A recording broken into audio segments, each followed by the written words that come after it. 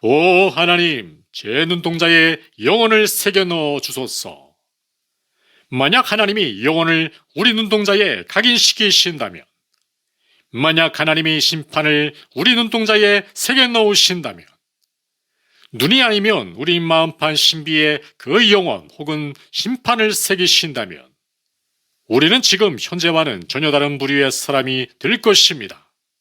확실한 하나님의 사람들이 될 것입니다. 우리들은 지금 너무 현실적으로 살아갑니다. 너무 세상에 매여서 살아갑니다. 우리들은 다른 사람들의 세상적 시각과 똑같이 보며 다른 사람들의 사고방식과 똑같이 생각하며 살아가고 있습니다. 우리들은 세상의 시간을 사용하는 방식 그대로 자기 시간을 사용하고 있으며 세상이 돈을 쓰는 방식과 전혀 다를 바 없이 세상과 똑같이 돈을 사용합니다. 우리 크리스천들은 원래 세상 사람들과 전혀 다른 부류의 사람들입니다. 지금 세상에 있는 예수 그리스도의 교회들은 하나님의 존엄하심을 새롭게 인식해야 할 시기라고 저는 확신합니다. 왜냐하면 우리 모두는 어느 날 그리스도의 심판대 앞에 서게 되기 때문입니다. 그 재판정 앞에서 우리 각자는 우리의 살아생전의 모든 행위에 대해 재판을 받고 자기 인생을 직고하게 될 것이기 때문입니다. 상상이 가십니까? 판사나 검사의 말에 의하면 사람들은 보통 판사나 검사 앞에서 겸손하고 자기를 낮춘다고 합니다. 왜냐하면 그 앞에서 재판을 받고 유무죄 또는 형량이 정해지기 때문입니다. 그런 세상 법정과 비교할 수 없을 정도로 무서운 그리스도의 심판대 법정에서 앞으로 모든 세상 사람이 각자 심판을 받고 자신이 살아온 삶에 대해 설명해야 할 것인데, 그런데 지금 우리는 최고재판관이신 그리스도 앞에서 너무 당당하게 교만하게 살아가는 것은 아닌가요? 그러니까 주님은 왕 중의 왕이시요 대법관이시며 조사위원장이십니다. 그리고 이 재판 뒤에는 항소가 없습니다. 그리스도의 심판대에서 판결은 한 번, 그것으로 끝입니다. 하나님이 완전하시니까 재판은 한 번으로 완벽히 끝납니다. 잘 들으십시오. 여러분이 그리스도의 심판대에서 예수님을 볼 때 재판관 앞으로 나아가 여보시오 친구, 나를 위해서 죽어주셔서 감사합니다 라고 함부로 말하지 못할 것입니다. 그런데 오늘날 우리는 장차 그렇게 말할 것처럼 주님을 너무 만만하게 대합니다. 장차 그리스도의 심판대에서 우리가 주님을 뵙게 될 때 우리는 두려움에 휩싸여서 온몸이 즉시로 마비될 것입니다. 다만 구원받아 영광스럽게 변화된 성도들은 그렇지 않겠지만 말입니다. 어떤 사람은 저의 이런 설교에 이의를 제기합니다. 베이브닐 목사님, 저는 장차 그리스도의 심판대에서 큰 문제가 없을 겁니다. 저는 기억력이 나쁘거든요. 그래서 제가 심판대에서 하나님께 직구할 내용이 없습니다. 그런데 그날 당신은 좋은 기억력을 갖게 될 것입니다. 기억력이 나쁜 사람도 그리스도의 심판대에서는 다 기억력이 생생할 것입니다. 말라기에서는 하나님은 기념책을 갖고 계신다고 합니다. 그렇기 때문에 당신은 매일 밤 잠들기 전에 기도로 하나님께 물어보시기 바랍니다. 주여, 제 삶에 대해 오늘 어떤 내용을 기억의 책에 기록하셨습니까? 오늘 아침에 당신은 일어나서 하나님께 자신이 정결하다는 것에 대해 감사드렸습니까? 오늘 아침에 당신은 과거에 코카인, 마약 혹은 다른 중독들을 향해 가졌던 끊기 어려웠던 중독의 사슬을, 귀신이 들려서 내 힘으로 도저히 끊기 힘들었던 그 중독의 사슬을 하나님이 끊어주셨다는 것에 대해 감사를 드렸습니까? 당신은 이제 더 이상 음란한 여인이 아니라는 것과 이제 어린 양의 신부가 된 것에 대해 감사하십니까? 당신의 마음속에서 탐욕과 급한 성미, 당신을 지배했던 섬뜩하고 불쾌한 것들을 하나님이 제거하셨음에 감사하십니까? 지금까지 내가 받았던 그 어떤 충격보다 더 큰 충격으로 나를 다 부숴버릴 만큼 큰 충격을 내게 주었던 생각은 장차 내 모든 행동에 책임을 질 날이 반드시 있다는 것입니다. 그리스도의 심판대의 날입니다. 세상 법정의 신문보다 더 정밀할 것입니다.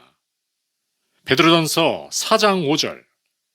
그들이 산자와 죽은 자를 심판하기로 예비하신 이에게 사실대로 고하리라. 로마서 14장 12절. 이러므로 우리 각 사람이 자기 일을 하나님께 직고하리라.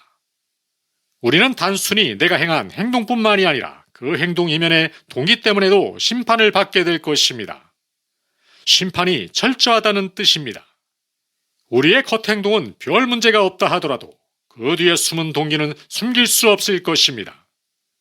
그는 단순히 당신의 죄를 취하지 않으십니다. 당신 자신을 취하십니다. 당신 삶의 주권을 가져가실 것입니다. 우리는 단순히 파탄한 사회 상황 가운데 사는 것이 아닙니다. 정말 큰 비극은 우리가 파탄한 교회 가운데 살고 있다는 것입니다. 도대체 언제쯤에 교회가 마음과 생각을 열고 열린 마음과 생각으로 지금 교회의 실상을 제대로 보게 될까요? 하나님께서 나의 모든 죄를 사하실 수 있습니까? 네, 물론입니다. 만약 당신이 죄를 회개하고 그리스도의 보혈을 간구하고 그분의 자비를 구한다면 선하시고 어린아이에게 입맞추시고 축복을 내리셨던 그 다정하신 그리스도, 정말로 그 연약한 어린 양보다 더 아름다운 분은 없습니다. 그러나 그 어린 양의 진노보다 더 무시무시한 것은 세상에 없습니다. 하나님의 어린 양은 우리가 은밀하게 행했던 모든 일들을 심판하실 것입니다. 그 재판정에서 끄집어내실 것입니다. 철저히 회개하지 않은 사람들의 죄 말입니다. 위대한 사람이든 보통 사람이든 모든 죽은 사람들은 그 위대한 심판의 날 모두 하나님 앞에 서게 될 것입니다. 하지만 우리 각자에게 물어봅시다. 내가 지금 연기하거나 외식하고 있지는 않은가? 나의 은밀한 삶은 어떤가? 하나님은 예수님만 우리에게 주신 것이 아닙니다. 모든 것을 우리에게 주셨습니다. 그런데 우리는 그 하나님이 주신 것에 만족하지 못하고 하나님의 집에 큰 기쁨이 없기에 우리는 다른 오락거리가 필요하다고 생각합니다. 그러나 그 오락거리는 참된 기쁨의 대용품에 불과한 것입니다. 마귀가 주는 것입니다. 세상에 손가락질을 하기 전에 우리 교회에게 이렇게 말해야 될 것 같습니다. 지금 당장 베옷을 입고 티끌 가운데서 자신을 겸손하게 하고 전능하신 하나님을 불러야 합니다. 라고 말입니다. 신약 성경에 나오는 교회를 보면 그들은 장엄한 건물도 없었습니다. 정기적인 사례비를 받는 사역자도 없었습니다. 교회 예산도 많지 않았습니다. 교회 조직도 없었습니다. 그들은 텔레비전에 나와서 모금하지도 않았습니다. 미국에서는 구걸하는 것을 많이 보게 됩니다. 그렇지만 제가 그 신약교회가 한 것을 말씀드리겠습니다. 그들은 세상을 뒤집어 엎었습니다.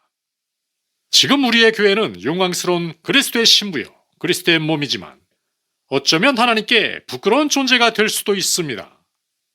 요즘 우리의 기쁨은 교회에서 손뼉을 치고 좋은 시간을 갖고 그리고 세상적인 것들을 얘기하는 데서 우리의 기쁨을 얻습니다. 그분 안에 잠긴다는 것이, 사로잡힌다는 것이 어떤 것인지 아십니까? 당신은 하나님의 마음에 너무나도 가까워져서 세상에 대해 또한 넘어져버린 교회에 대한 그분의 슬픔을 느끼고 있습니까? 당신이 하나님 안에서 믿음이 점점 성숙해져 갈 때 당신 주변에 있는 난장이들은 당신을 비판하고 비웃을 것입니다. 우리들 대다수보다 너는 혼자서 특별히 더 거룩해지고 싶은가 보군. 하지만 당신이 깨달을 것은 하나님을 위해 살았던 교회사의 믿음의 영웅들은 모두 가장 깊은 개인적인 경건의 시간을 가졌다는 사실입니다. 우리가 그리스도의 보혈로 인해 지속적으로 승리의 삶을 살 수 있는 길은 개인적으로 경건의 시간을 가지는 것, 즉 평소에 개인적으로 묵상하고 기도하고 하나님께 예배하는 삶입니다. 저는 매일 저의 개인 경건의 시간을 통해 저의 찬양을 드리고 저의 경배를 드립니다. 개인 경건의 시간을 통한 예배는 교회 봉사보다 중요하고 헌금보다 더 귀중합니다. 저는 그분을 사랑하고 흠모하고 높입니다. 저는 그분의 발만 겨우 붙잡을 정도의 자격밖에 안 되는 자인 것처럼 납작 엎드려 경배합니다. 왜 바깥 세상이 가난하고 병들었는지 아십니까? 왜냐하면 우리가 기도할 줄 모르기 때문입니다. 제가 과거에도 여러 차례 말씀드렸지만 오늘 아침에 다시 말씀드립니다. 아무도 자기의 기도 생활보다 더 위대해지지 않습니다. 성도는 자기의 기도 생활만큼만 위대해지고 쓰임받습니다. 제가 한동안 어떤 사람과 같이 살아보면 그의 기도 생활을 보고 그가 얼마나 큰 사람인지, 그가 얼마나 훌륭한 신앙인인지 제가 말씀해 드릴 수 있겠습니다. 그날은 두려운 날이 될 것입니다. 그날은 하루 전날 미리 예행 연습도 없을 것입니다. 과정이 틀렸다고 다시 처음부터 새로 진행할 수도 없는 행사입니다. 그처럼 무서운 것이 바로 최후의 심판입니다. 한 번은 도저 박사가 제게 했던 말이 생각납니다. 레오나르, 그것을 알아? 우리가 시간을 벗어나 영혼에 들어서자마자, 이 영혼을 보자마자 부끄러움과 수치 속에 고개를 수그리고 이렇게 말하게 될 거야. 오 하나님, 예수 그리스도 안에 저런 보아들이 가득 있었는데 그런데도 저는 심판 때에 이렇게 흑빈자로 나옵니다. 용서의 주님, 저희를 용서하시고 저희에게 새로운 깨달음을 주소서. 우리 가운데 새 속성을 쫓아내 주시고 앞으로 우리가 영혼의 가치를 보며 살아가도록 도와주소서. 붕을 탄생시켰던 그 위대한 종이 이렇게 말했습니다.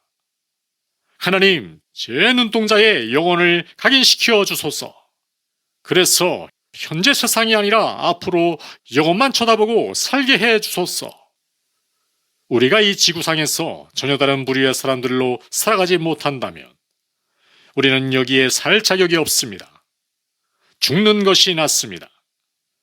우리가 만약 진정 순종하는 사람들로 돌아간다면, 진정 하나님의 모든 뜻에 복종하는 사람들로 돌아간다면, 사람들의 평가에 신경 쓰지 않는다면, 자신이 방탕하게 쓰기 위해 물질을 구하지 않는다면, 대신에 하나님께 하나님, 제 삶을 바꾸기 원합니다 라고 기도하고, 그래서 내가 주님의 그 두려운 임재 앞에 설 때 성경이 말했듯이 우리는 그분이 나타나실 때 부끄러움을 당하지 않을 것입니다.